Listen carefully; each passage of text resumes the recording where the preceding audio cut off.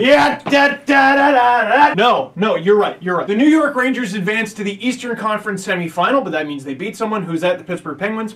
They're done. And a lot of people predicted that the Penguins would have a real hard time in the series, that the Rangers would eliminate them. That's what I said heading into the series, and ultimately, that is what happened. But give the Pittsburgh Penguins all the credit in the world because they hung in there and they made every single one of those games difficult. Against the President's Trophy winning New York Rangers. Not that I think a lot of people around the league picture the Rangers as this big, bad powerhouse, but it proved to every other team that may come across them in the playoffs, the beast bleeds. Now let's focus on the Pittsburgh Penguins a little bit more because after all, this is kind of their eulogy. There are a lot of weird misconceptions about this team, at least from an outsider looking in. Like a few of the teams that have puzzled me a lot in recent years. The Vancouver Canucks a couple of years ago and the San Jose Sharks recently. And now it's the Pittsburgh Penguins, and the main theme of it all seems to be really good teams hell-bent on screwing it up for themselves. The Canucks were like, back-to-back President's Trophies. The Sharks, you know who we need? John Scott. No, you don't, silly geese. And the Pittsburgh Penguins all series long, some of the moves they've been making, at least from the tweets I've been getting from fans,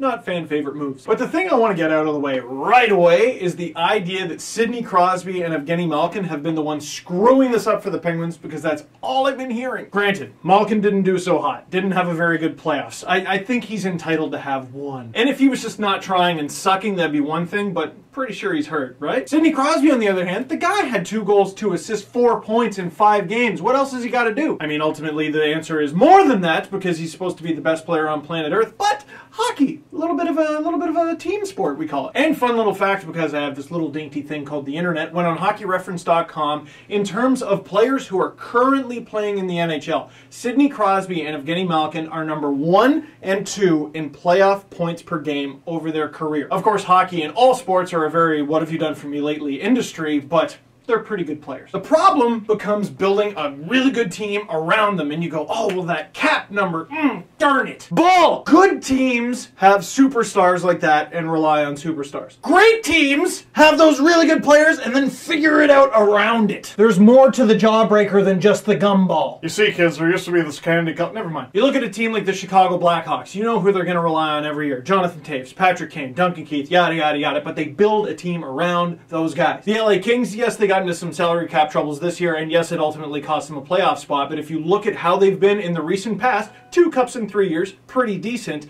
They've had a very good team, but it's the players they put around their stars. It's not just Jeff Carter, it's who's on Jeff Carter's line. And Penguins fans, I know you're down, I understand why you're down, but at the end of the day, Mata, Pouliot, Ehrhoff, Letang, what were you supposed to do on the back end? And I guess if you need some encouragement from somewhere, everyone's been ragging on Marc-Andre Fleury the past few years, myself included. He's been great. Have the Penguins been perfect? No, but in my opinion, they've been mostly unlucky. So the conundrum that they have coming up is, do they take solace in that, or do they blow it up a little bit? And does that involve maybe getting rid of one of Sidney Crosby or Evgeny Malkin? Which, for the record, I think is stupid. Guys, we're struggling. I know. We need to do something. I agree. Something bold, with italics. Let's trade one or both of our best players. You're fired. And give me your license. I don't trust you on the road with that kind of thinking. But enough about the Penguins, no offense, because they're gone. Now it's about the New York Rangers, the first team to advance in the Eastern Conference. And they're gonna get a lot of rest, because the Habs had that 3-0 lead. They could sweep. Didn't sweep. Capitals had a chance to knock the Islanders out today. Did they? Nope. And a little combination of the Red Wings choking in Game 4 with that little 2-day gap has the Rangers just going, all right, well, we'll chill. But when you have an attack as balanced as the Rangers, a team that is as much of a physical pain in the ass as the Rangers, and a team with the king like the Rangers, you may not have a very good time playing the Rangers. So question of the game, what is your evaluation of the New York Rangers? And while we're at it, since I criticized every aspect of the team, what do you think about the Pittsburgh Penguins heading into next season? What should they do? So that's it for this video. Thank you very much for watching. Click like if you liked it. Click subscribe if you really liked it. Tell all your friends. And now I'm going to watch